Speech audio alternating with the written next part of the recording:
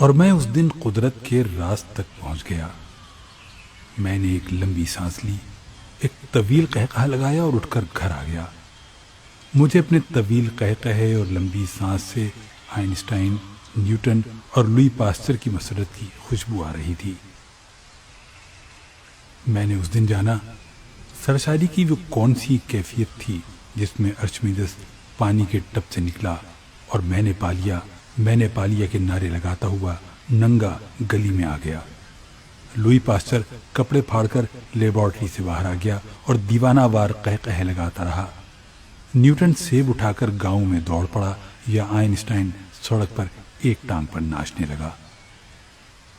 قدرت کا راز پا جانا اللہ تعالیٰ کی بہت بڑی نعمت ہوتی ہے، اور یہ نعمت انسان کو چند لمحوں کے لیے پاگل کر دیتی ہے۔ میری کیفیت بھی اس وقت ویسی ہی تھی۔ میں نیم پاگل ہو چکا تھا۔ میں مسلسل قہقہے لگا رہا تھا اور لمبی لمبی سانسیں لے رہا تھا۔ میرے گھر والے پریشان ہو گئے۔ ان کا خیال تھا مجھے نقصانات، دھوکوں، خرابیوں اور پریشانیوں نے پاگل کر دیا ہے۔ میں دیوانہ ہو گیا ہوں۔ مجھے آپ بھی اس وقت دیکھتے تو آپ بھی یہی سمجھتے، مگر میں اس لمحے کا ارشمیدس تھا۔ میں اس لمحے لوئی پاسچر، نیوٹن اور آئنسٹائن تھا۔ میں گھر آیا، میں نے وضو کیا، جائے نماز بچھائی اور سجدے میں گر گیا۔ میں نے اللہ سے اپنے شرک، اپنے کفر اور اپنی بے وقوفیوں کی معافی مانگنا شروع کی، اور اس وقت تک سجدے میں گرا رہا جب تک اللہ تعالیٰ نے مجھے معاف نہ کر دیا۔ وہ جب یہ کہانی سنا رہے تھے تو ان کی آنکھوں میں آنسو تھے۔ وہ ٹیشو سے بار بار آنکھوں کے کونے صاف کرتے تھے اور منہ ہی منہ میں کوئی کلمہ دہراتے تھے۔ مجھے اس کلمے کے صرف 2 الفاظ سمجھ آتے تھے، اللہ اور شکر۔ میں نے ان سے پوچھا، آپ کو کیسے معلوم ہوا آپ کو اللہ تعالیٰ نے معاف کر دیا ہے؟ ان کے چہرے پر مسکراہٹ آ گئی۔ یہ مسکراہٹ بارش کے بعد کی دھوپ جیسی تھی، نکھری، تازہ اور چمکدار۔ وہ بولے، انسان کا دل اللہ کا مرکز ہوتا ہے، اللہ آپ کے دل میں رہتا ہے۔ یہ جب آپ سے ناراض ہوتا ہے تو آپ کا دل بھاری ہو جاتا ہے۔ آپ کو یوں محسوس ہوتا ہے آپ کے سینے پر جیسے کوئی بھاری پتھر رکھ دیا گیا ہو اور آپ اس پتھر کے بوجھ تلے دب رہے ہیں۔ آپ کے اندر جب تک یہ کیفیت رہے، آپ جان لیں اللہ آپ سے ناراض ہے، لیکن آپ سے اللہ تعالیٰ جو ہی راضی ہوتا ہے آپ کے دل کا بوجھ ختم ہو جاتا ہے۔ آپ کو محسوس ہوتا ہے آپ کے سینے کا پتھر اٹھا لیا گیا ہے اور آپ اندر سے ہلکا پھلکا محسوس کرنے لگتے ہیں، اور میں نے اپنے سینے کا بوجھ اترتا ہوا محسوس کیا۔ وہ رکے اور لمبا سانس لیا۔ ان کا سانس ٹھنڈی چائے کے طویل گھونٹ جیسا تھا۔ وہ بولے، میں سجدے سے اٹھا۔ میں نے بیوی سے پوچھا، کیا گھر میں کوئی ایسی چیز باقی ہے جسے بیچ کر چند ہزار روپے مل سکیں؟ اس نے مجھے عجیب سی نظروں سے دیکھا۔ اس کی نگاہوں میں تعصب تھا۔ وہ ٹھیک سوچ رہی تھی، کیونکہ میں پچھلے 6 ماہ میں گھر کی ہر قیمتی چیز بیچ چکا تھا۔ میری بیوی نے چپ چاپ ہاتھ سے سونے کی چوڑیاں اتاری اور میرے حوالے کر دیں۔ میں بازار گیا اور میں نے چوڑیاں بیچ دیں۔ مجھے 22,000 روپے ملے۔ میں نے 3,000 روپے خیرات کر دیے اور 19,000 روپے لے کر ستر منڈی چلا گیا۔ منڈی میں اس دن مندی چل رہی تھی۔ میں نے 3 لاکھ روپے کا دھاگا خرید لیا۔ میں نے 18,000 روپے بیانہ دیا، باقی رقم کے لیے 3 دن کی مہلت لی، 1,000 روپے کا کھانا لیا اور گھر آ گیا۔ میں 15 سال سے کاروبار کر رہا تھا۔ میں ہر سودے کے بعد پریشان ہوتا تھا۔ میرے دل میں نقصان کی پھانس سی پھنسی رہتی تھی، لیکن یہ میری زندگی کا پہلا سودا تھا جس کے بعد میرے اندر شک یا اندیشے کے سانپ نے پھن نہیں پھیلایا، کیونکہ مجھے یقین تھا یہ سودا مجھے دوبارہ قدموں پر کھڑا کر دے گا۔ میں نے کھانا اپنے بچوں کے سامنے رکھا تو ان کے آنسو نکل آئے۔ انہیں 3 دن بعد کھانا نصیب ہوا تھا۔ ہم لوگ اطمینان سے سو گئے۔ اگلے دن اٹھے تو حقیقتاً ایک نیا دن تھا۔ میرا مال گودام میں پڑا پڑا مہنگا ہو چکا تھا۔ مجھے اسی دکاندار نے 25,000 روپے منافع کی پیشکش کر دی، مگر میں نے انکار کر دیا۔ شام تک منافع 1,00,000 روپے ہو گیا اور اگلے دن 1.5 لاکھ روپے۔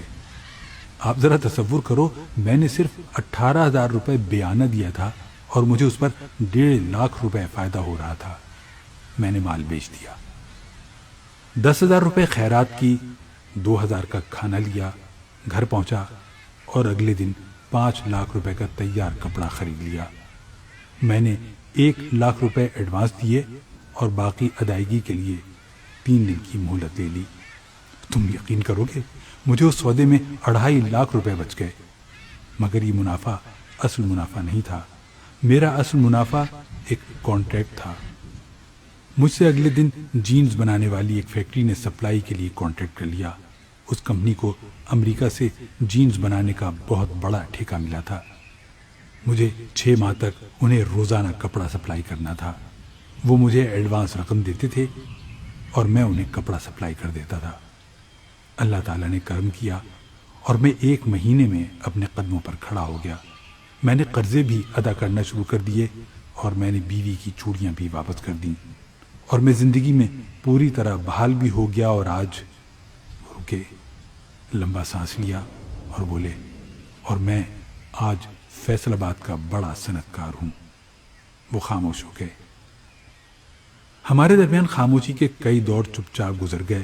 وہ اس دوران ہاتھ ملتے رہے، آسمان کی طرف دیکھ کر اللہ کا شکر ادا کرتے رہے اور اپنی گیلی آنکھیں صاف کرتے رہے۔ وہ ایک دلچسپ کردار تھے۔ وہ جوانی میں لک سے کک پتی ہوئے، محل سے فٹ پاتھ پر آئے اور دفتر کی ہر چیز بک گئی اور نوبت فاقوں تک آ گئی۔ مگر انہوں نے پھر 18,000 روپے سے دوبارہ اسٹارٹ لیا اور وہ ملک کے بڑے کاروباری بن گئے۔ میں ان سے وہ فارمولہ معلوم کرنا چاہتا تھا جس نے انہیں 18,000 روپے سے 18 کروڑ اور پھر 18 ارب تک پہنچا دیا، اور مجھے انہوں نے یہ کہانی سنا دی۔ میں وہ راز جاننا چاہتا تھا مگر ان پر رقت طاری تھی۔ وہ آنکھیں صاف کرتے تھے، ہاتھ ملتے تھے، لمبے لمبے سانس لیتے تھے۔ وہ بڑی دیر تک اس کیفیت میں رہے اور پھر اچانک سر اٹھا کر بولے، میں بھی دراصل اپنے برے وقت میں وہی غلطی کر رہا تھا جو دنیا کے زیادہ تر لوگ کرتے ہیں۔ میں اپنے دوستوں، عزیزوں، رشتہ داروں، جاننے والوں اور مخیر حضرات کے پاس جاتا تھا۔ میں ان سے مدد مانگتا تھا۔ میرے کچھ دوستوں نے میری مدد کی بھی، مگر برے وقت میں ہر مدد برائی ثابت ہوتی ہے۔ میرا وہ سرمایہ بھی ڈوب گیا، یہاں تک کہ میرے جاننے والوں نے مجھ سے منہ موڑ دیا۔ یہ مجھے دیکھ کر راستہ بدل لیتے تھے یا پھر مجھے پہچاننے سے انکار کر دیتے تھے۔ میں ان کے رویے پر کڑتا تھا، مگر میں پھر ایک دن قدرت کے راز تک پہنچ گیا۔ میں اپنا مسئلہ سمجھ گیا۔ مجھے محسوس ہوا یہ مصیبت اللہ کی طرف سے بھیجی گئی ہے، اور میں جب تک اس کے حل کے لیے لوگوں کے پاس جاتا ہوں تو اللہ مائنڈ کر جاتا ہے۔ وہ کہتا ہے، یہ کس قدر بے وقوف انسان ہے، یہ آج بھی میرے پاس آنے کے بجائے، یہ مجھ سے مدد مانگنے کے بجائے لوگوں کے دروازوں، لوگوں کی دہلیزوں پر جا رہا ہے۔ چنانچہ اللہ تعالیٰ میری سختی میں اضافہ کر دیتا ہے۔ مجھے معلوم ہوا میں جب تک اللہ کے سامنے نہیں گڑ گڑاؤں گا، میں جب تک اس سے مدد نہیں مانگوں گا، میری سختی ختم نہیں ہوگی۔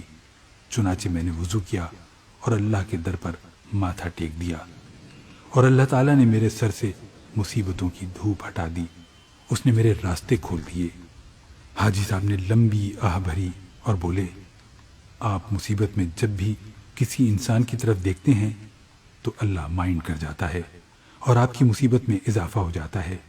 لہذا میری نصیحت پلے باندھ دو، برے وقت میں کبھی کسی انسان کے دروازے پر دستک نہ دو، صرف اور صرف اللہ سے رجوع کرو، تمہاری مصیبت ختم ہو جائے گی۔ یہ قدرت کا بڑا راز تھا اور اللہ تعالیٰ نے مجھ پر کرم کیا اور یہ راز مجھ پر کھول دیا۔ وہ چلے گئے، لیکن جاتے جاتے مجھے بھی ارشمیدس بنا گئے۔